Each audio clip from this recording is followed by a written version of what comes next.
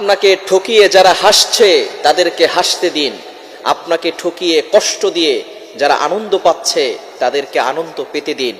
একটু ছেড়ে দিন, আল্লাহর উপরে ভরসা করুন। আল্লাহর উপরে যারা আপনাকে কষ্ট দিয়েছে, আপনাকে ঠকিয়েছে, আপনার কলিজায় আঘাত দিয়েছে, যদি আপনি একটু চুপ থাকতে পারেন, একটু ধৈর্য ধারণ করতে পারেন, আল্লাহ তাআলা আপনার পক্ষ হয়ে তাদের বিচার করবেন।